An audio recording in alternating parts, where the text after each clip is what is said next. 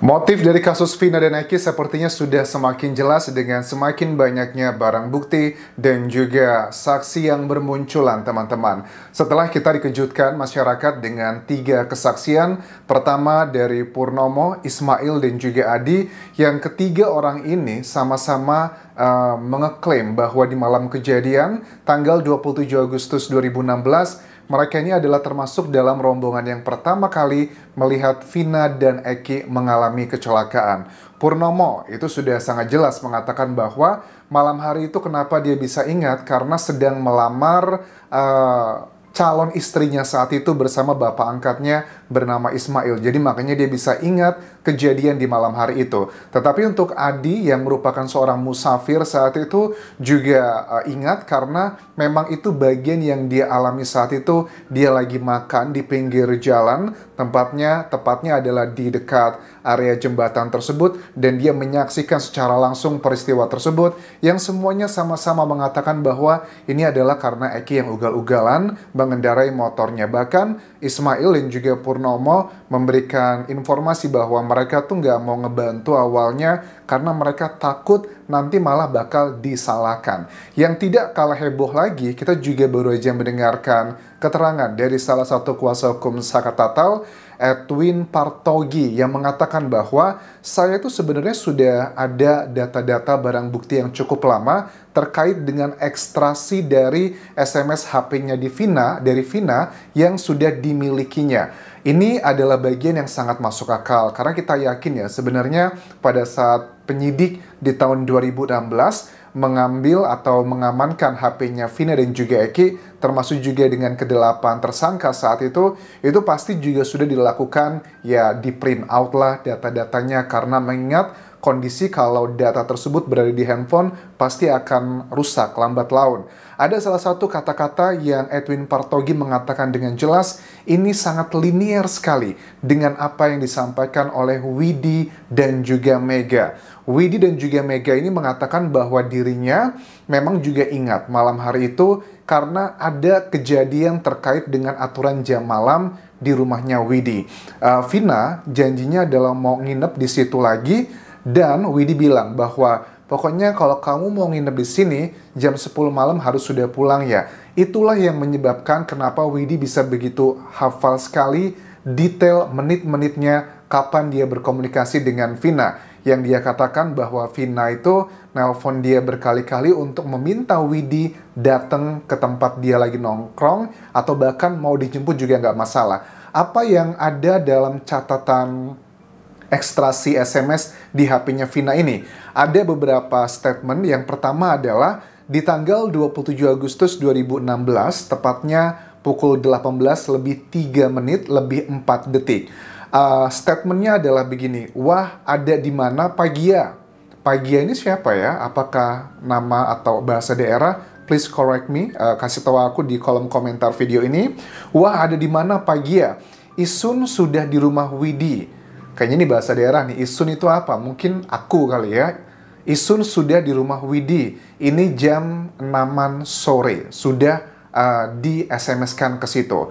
Kemudian yang paling ngebuat kita semakin yakin bahwa keterangan Widi dan juga Mega bukanlah isapan jempol belaka, ada SMS juga, ini berasal dari HP-nya Vina menuju ke Widi. Chattingannya begini ya, pukul 22 lebih 14 menit lebih 10 detik waktu Indonesia Barat, tanggal yang sama 27 Agustus 2016, Vina ngajak Widi jalan dan kalau mau nanti bisa dijemput. Kata-katanya adalah begini, mau nggak Mek katanya, entar dijemput sama kita. Oke. Terus ada juga lawannya dari ya timnya Suroto kan ya, karena ya Suroto kan yang ngeklaim bahwa saya adalah yang pertama kali menemukan Vina dan Eki di jembatan tersebut. Tapi ini sepertinya sangat bertolak belakang dengan keterangan Purnomo dan juga Ismail. Karena menurut Purnomo Ismail ya mereka adalah yang pertama kali, bahkan mereka nggak mau nolongin karena takut nanti bakal disalahkan. Suroto mengatakan bahwa kalau memang pernyataan Widi dan juga Mega itu benar, kemana aja selama ini katanya. Ya kita sih sudah mulai paham ya dengan melihat backgroundnya mereka. kayaknya mereka ketakutan ya. Karena sudah ada putusan bahwa ini ada unsur pembunuhan berencana. Jangankan seorang Widi dan juga Mega, keluarganya Vina aja mungkin sudah mendapatkan kata-kata atau wejangan dari sosok yang diduga adalah Ibtu Rudiana, memberikan bahwa ini ada unsur berencana A, B, C, dan dia langsung percaya begitu aja. Apalah artinya teman-temannya Vina? Siapa mereka bisa memberikan keyakinan bahwa oh enggak, itu ada chattingan kok terakhir kali. Karena dengan keterangannya Widi, Mega, Purnomo, Ismail, dan Adi ini mematahkan teman-teman dengan hasil putusan dari pengadilan di mana diceritakan ada 3 TKP yang katanya aib bahwa Vina dan Eki itu dilempari di depan SMP tersebut, kemudian dilempari dengan batu, dengan bambu. Keterangannya adalah ini katanya disaksikan oleh Aib dan juga Dede. Dan Dede sudah mencabut keterangan tersebut. Dede bilang itu adalah bohong semuanya. Dugaannya adalah karena Aib sedang sakit hati karena pernah digerebek sama warga sekitar, termasuk dengan 2 orang yang menjadi terpidana saat ini. Kemudian juga TKP di situ pindahlah dibawa ke kebun-kebun yang ada di belakang showroom. Ternyata juga itu tidak ada jejak atau data ilmiah yang menunjukkan ada peristiwa di situ. Secara logika, baju Vina dan Eki yang juga foto-fotonya sudah ditampilkan ke media, di saat itu juga sedang hujan, tidak ada bekas kayak tanah. Kan ada yang bilang, mungkin aja Anjas itu kan hujan, jadi bekas lumpurnya, tanahnya sudah hilang. Tapi kan itu sangat clear ya, bahkan menurut Widi dan juga Mega yang mereka mengaku bahwa mereka itu sempat membisikkan, membacakan syahadat untuk Vina, karena Vina kan meninggalnya di rumah sakit, dan saat itu Widi dan Mega juga sudah hadir di sana. Setelah dibacakan syahadat, lantas Vina meninggal dunia. Dia mengatakan bahwa pada saat di sana, Vina itu cuma luka di bagian hidung saja yang banyak noda merahnya. Sementara yang indikasi ke arah bagian bawah, itu nggak ada yang sebegitu parahnya, karena menurut Widi dan juga Mega, dengan keterangan yang sudah kita bahas selama ini, Vina itu sedang datang bulan. Jadi noda merah tersebut itu adalah bagian dari datang bulan. Pada saat Vina itu dibacakan syahadat, kemudian dia nggak lama, beberapa detik kemudian meninggal dunia, Mega ini teriak dan juga pingsan. Terus si Widi bilang bahwa, ya malah saya tuh bingung mau nolongin si Mega. Saya bantu pakai kursi roda dan sejenisnya.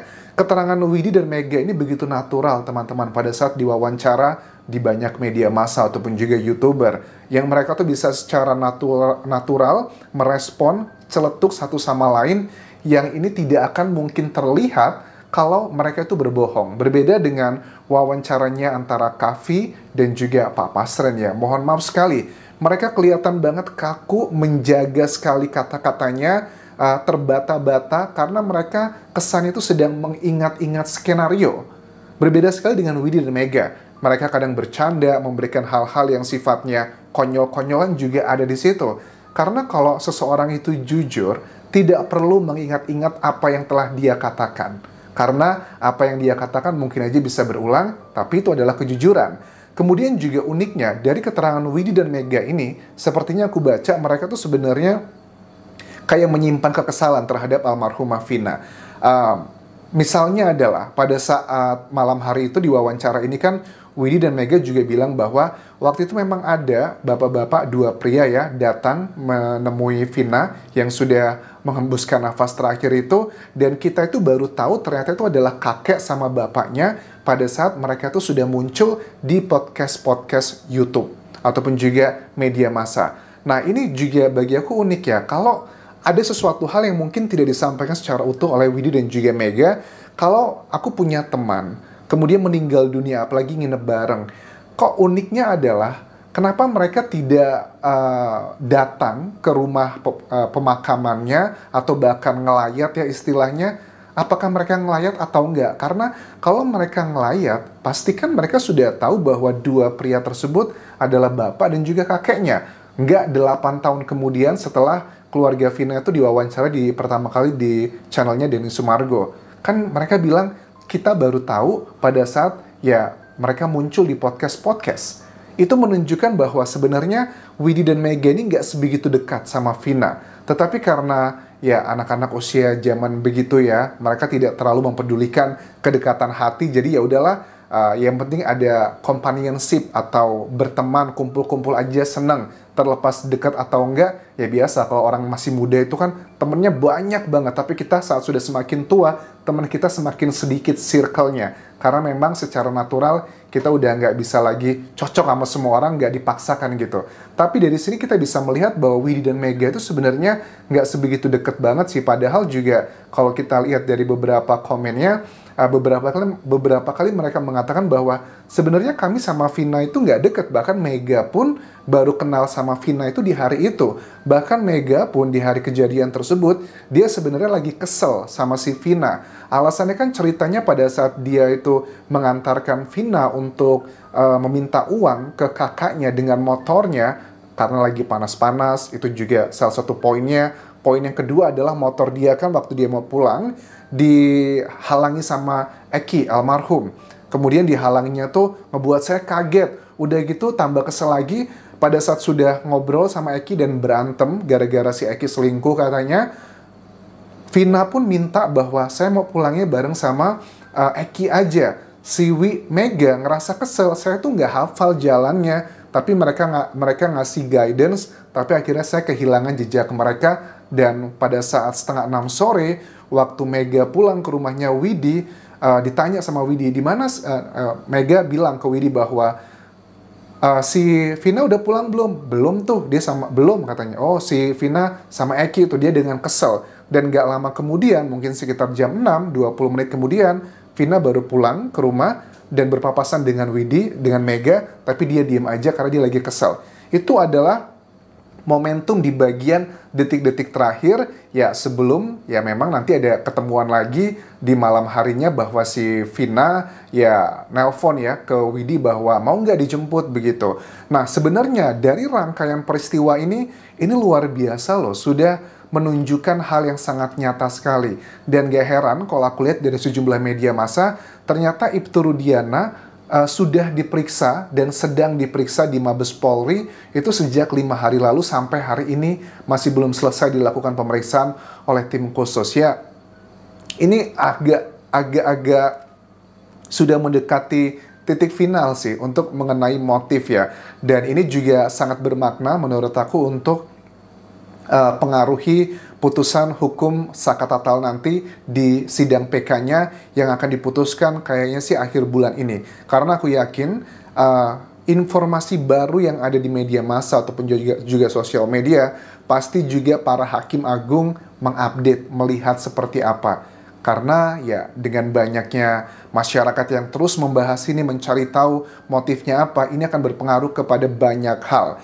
Kemudian juga Purnomo, Ismail, Adi, ini semuanya saling berkesesuaian keterangannya, dan keterangan mereka berkesesuaian itu menurut aku juga harus dikuatkan lagi dengan barang bukti yang sudah ada muncul di sini. Ya, barang buktinya adalah kalau dari Purnomo, Ismail, dan Adi, ini kan hanya berdasarkan keterangan saksi. Kalau secara hukum sih, kalau ada 2 alat bukti, itu sudah dikategorikan sebagai fakta. Tapi kan kita nggak boleh rely aja pada keterangan saksi, tapi juga harus menjurus kepada data-data ilmiah. Ada juga yang mengatakan bahwa isu tiangnya bengkok itu menjadi salah satu hal yang dimunculkan di sejumlah YouTuber lokal di sana.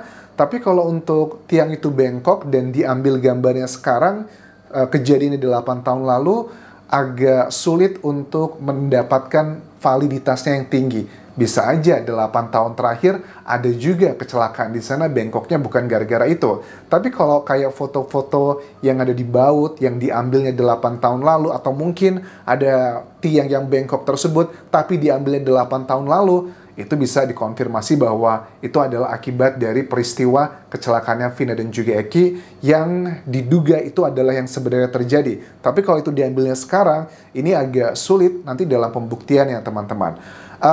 Di manakah keberadaan Sudirman? Ini adalah salah satu poin juga yang sedang dinantikan oleh masyarakat, karena Bu Titin kan bilang, kami itu keluarga pengen ketemu sama Sudirman, tapi nggak tahu di mana keberadaannya, apakah dia masih hidup atau tidak. Tapi kita sih bisa menebak ya bahwa Sudirman ini adalah menjadi salah satu senjata dalam tanda kutip oleh penyidik untuk melawan mereka-mereka yang kontra. Karena Sudirman, menurut keterangan Saka Tatal dan juga lainnya, dia adalah salah satu saksi yang mengakui perbuatannya bersama dengan yang lain-lainnya. Tapi dengan latar belakang, dikatakan dia punya gangguan kejiwaan atau mungkin kecerdasannya tidak sama seperti masyarakat orang-orang pada umumnya. Dia tuh gampang dipengaruhi, ditekan dikit, suruh ngaku aja pasti dia ngaku walaupun perbuatan yang tidak dia lakukan. Jadi untuk menjawab tentang kevalitan seorang Sudirman harus dilakukan pemeriksaan secara kejiwaan oleh tim psikologi secara independen. Itu adalah poin yang saat ini sedang diperdebatkan.